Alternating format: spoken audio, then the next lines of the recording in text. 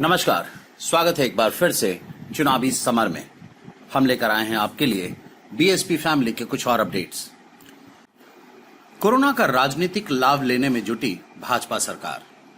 जैसा कि हम जानते हैं कि भाजपा नेता शुरू से ही कोरोना को राजनीतिक रंग देने की कोशिश करते रहे हैं।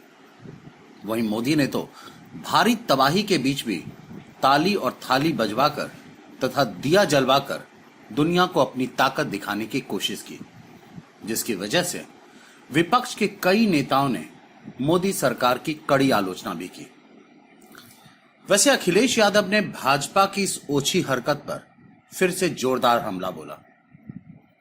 आपको बता दें कि अखिलेश यादव ने कहा कि भाजपा सरकार शुरुआत से ही कोरोना महामारी का राजनीतिक लाभ लेने की कोशिश कर रही है। उन्होंने कहा कि कोविड-19 के संक्रमण को रोकने में सरकार को जितनी जिम्मेदारी से कदम उठाना चाहिए था वैसा नहीं उठाया गया। अखिलेश ने कहा कि केंद्र की भाजपा सरकार ने आर्थिक पैकेज भी उन्हीं को दिया जिन्होंने अभी तक अर्थव्यवस्था को डुबाया। उन्होंने कहा कि इस पैकेज से मजदूरों, किसानों और गरीबों को क्या मिला। अखिलेश ने आगे कहा कि सरकार ने गरीबों, मजदूरों के बारे में सोचा ही नहीं। गरीब मजदूर भूखे मर रहे हैं, किसान आत्महत्या करने पर विवश हैं। उत्तर प्रदेश में गन्ना किसानों का बकाया मूल्य 20,000 करोड़ रुपए से ज्यादा हो चुका, लेकिन सरकार नींद में सोई है। उन्होंने कहा कि सरकार किसानों के बजाय बैंकों व मिल मालिकों की मदद कर रही है। अन्नदाता का जितना अपमान भाजपा सरकार में हुआ उतना आज से पहले कभी नहीं हुआ।